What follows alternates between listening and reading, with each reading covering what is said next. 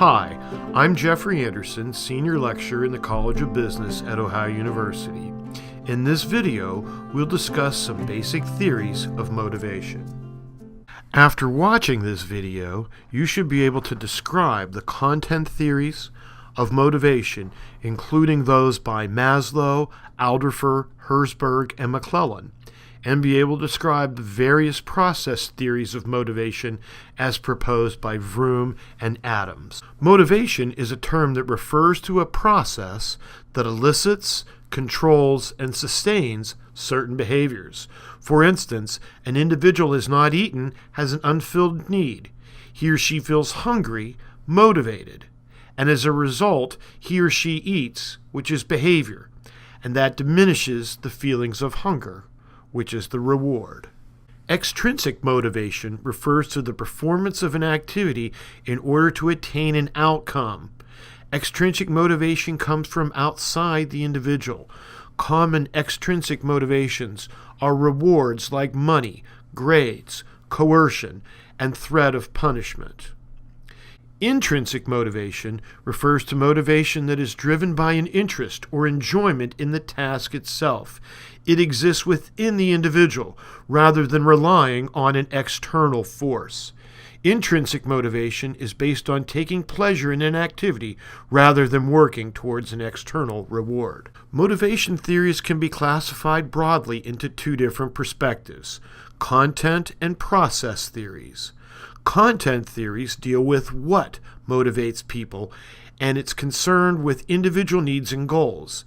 Maslow, Alderfer, Herzberg, and McClellan study motivation from a content perspective.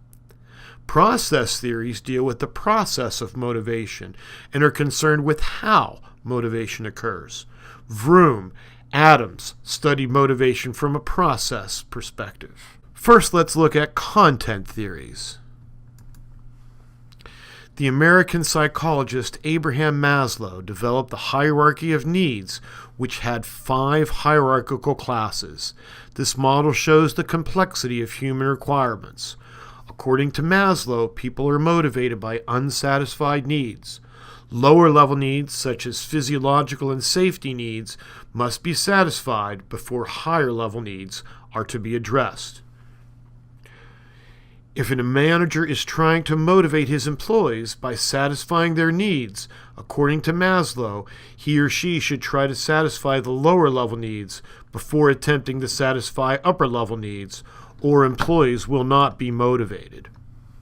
The needs listed from most basic or lowest to most complex or highest are as follows: physiological, the need for hunger, thirst, sleep, etc.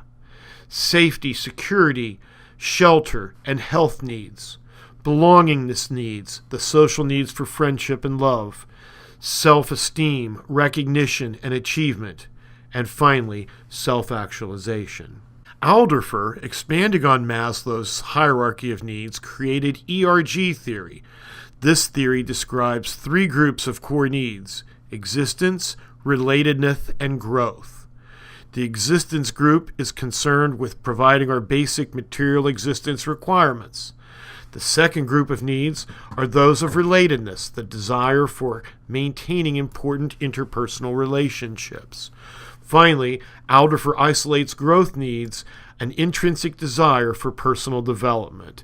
These intrinsic components come from Maslow's esteem category, and characteristics include self-actualization. Frederick Herzberg's two-factor theory looks at 2 factors in the workplace: motivators and hygiene factors. Motivators, things like challenging work, recognition, and responsibility, give positive satisfaction or motivation. Hygiene factors, things like status, job security, salary, and benefits, don't motivate if present, but if absent, result in dissatisfaction or demotivation. The name hygiene factors is used because, like hygiene, the presence will not make you healthier, but the absence can cause health deterioration. David McClellan's acquired needs theory recognizes that everyone prioritizes needs differently. He believes that individuals are not born with these needs, but learn them through life experiences. McClelland identifies three specific needs: the need for achievement, which is the drive to excel; the need for power, which is the desire to cause others to behave in a way that they would not have otherwise; and the need for affiliation, which is the desire for friendly, close interpersonal relationships and conflict avoidance. McClelland associated each need with a distinct set of work preferences, and managers can help tailor the environment to meet those needs. Next, let's review two process theories. Equity theory is a theory that attempts to explain relational satisfaction in terms of perceptions of what is fair and unfair distribution of resources. Considered by John Adams, a workplace behavioral psychologist, who asserted that employees seek to maintain equity between the inputs they bring to a job and the outcomes that they receive from it against the perceived inputs and outputs of others. An individual will feel that he or she is treated fairly if he or she perceives the ratio of inputs to outputs to be equivalent to those around them. Thus, all being equal, it would be acceptable for a more senior colleague to receive higher compensation since the value of his or her experience and inputs is higher. The way people base their experience with satisfaction for their job is to make comparisons with themselves to people they work with. If an employee notices that another person is getting more recognition and rewards for their contributions, even when both have done the same amount and quality of work, it will be perceived by the employee as being unjust, and the employee will be dissatisfied. Expectancy theory was proposed by Victor Vroom. Vroom stresses on outcomes and not on needs like Maslow or Herzberg.